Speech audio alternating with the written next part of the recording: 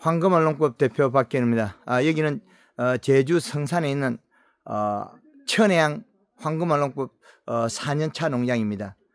인산가리 과다로 인해서 장애가 심했던 나무가 이제는 착과가 안정화된 모습을 알려드리기 위한 우리 농가입니다. 지금 이 레드향이 오늘 2025년 1월 12일 오후역인데 지금 현재 보면 오후 4시 지금 7분경 들어갑니다.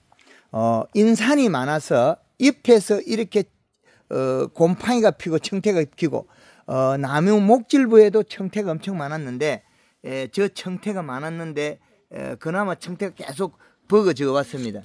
그래서 청태가 심하고 수지병으로 일부 나무도 죽어버립니다. 가지가 이쪽 가지 같은 거 죽어서 여기에서 죽어버리는 현상이 벌어진다는 거죠.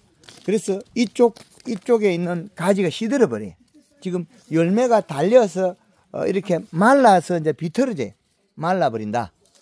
그런 현상들이 많이 일어나고 있는데 지금 현재 보면 수분 49%, 56%, 42%, 이식값은 1.3, 1.35, 1.3, 1.35, 그 다음에 1.89, 온도는 12도 내에서 이런 범위가 나옵니다.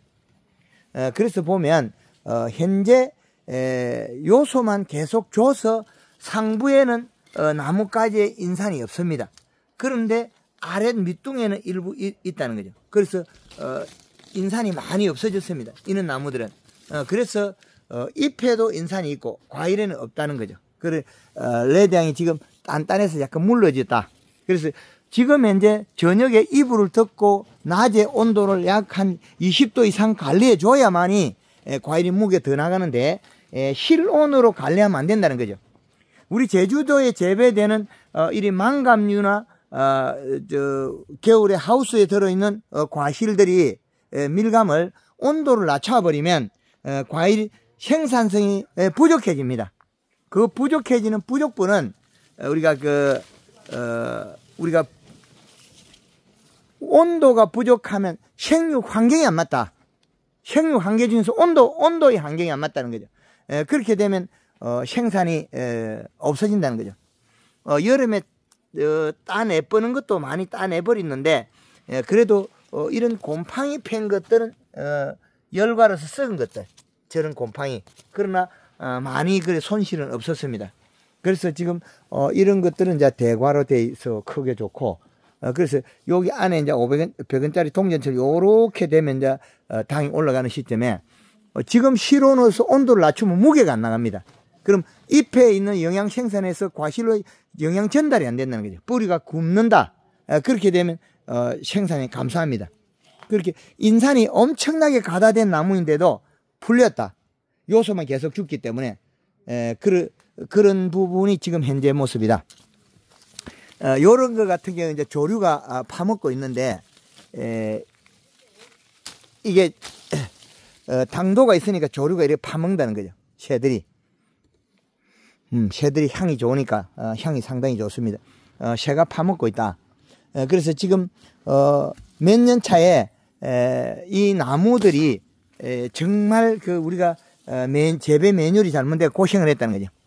이런 나무들도 우리 수지병으로서 죽어가던 형태, 그러나 지금은 이제 살려서 자라고 있는 형태인데, 요런 것들은 껍질이 아직 딱딱해 보이는 거는 우들우들하다, 아직 덜 컸다는 거예요. 더 커야 되는데 온도가 중요한데 온도를 낮추고 있다는 거죠.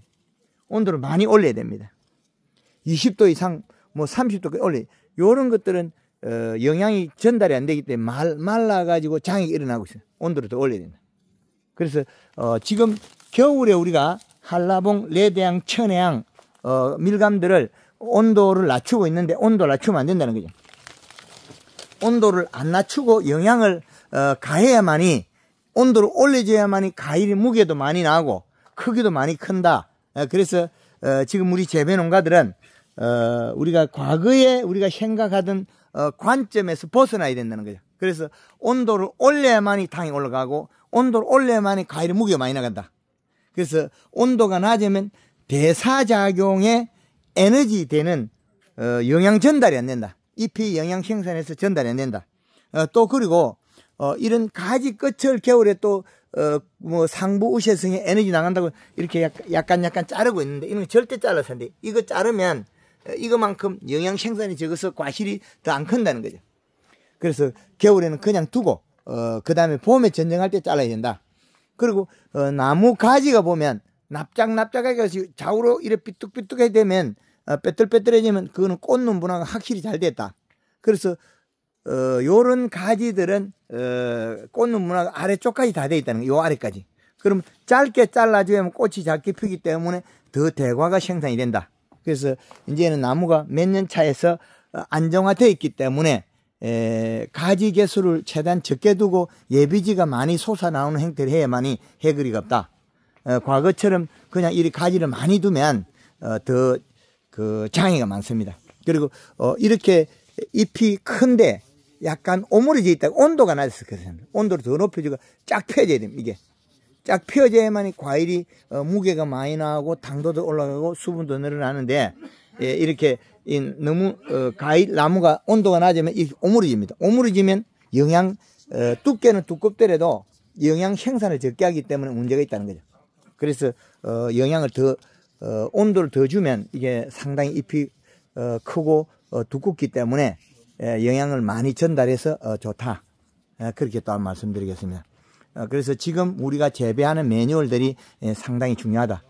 여름에는 여기 있는 모여 있는 차광망을 4월 달부터 9월 말까지 설치해 주는 게 좋고, 그리고 그래서 여본도를 낮춰야 된다.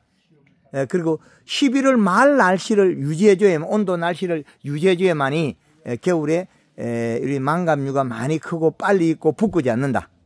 붓는다는 것은 영양 생산을 못했기 때문에 과일, 과육으로 전달되는 영양이 잎에서 생산이 못했기 때문에 과피만 성장하고 있다는 거죠. 그래서 온도를 낮추면 붓기 때문에 최저 온도를 올려야 됩니다. 한 25도 이상 올려야만이 26도, 27도까지 올려도 괜찮습니다. 11월 달의 날씨가 우리가 말 날씨에 온도가 높기 때문에 그에 준해서 관리하는 게 제일 좋다. 그렇게 또 말씀드리겠습니다. 우리가 지금 알고 있는 상식을 다 반대로 뒤집어서 하면 됩니다. 요소 주지 마라 그러면 우리가 나무가 청태에 끼면 요소를 줘야 되고, 토양 분석 결과, 기술센터 분석 결과에 그 분석에 보면 인산가리 과다됐으면 인산가리 안 줘야 됩니다. 그리고 요소만 충분히 잘 주면 된다. 그리고 여름에는 햇볕 양보다 더 중요한 건 여본도다. 여본도가 올라가면 32도 이상 올라가면 성장이 더 반대로 감소한다는 거죠. 생육이. 그러기 때문에 여본도가 32도 이상 안 올라가게 해야 된다. 그렇게 또 말씀드리겠습니다.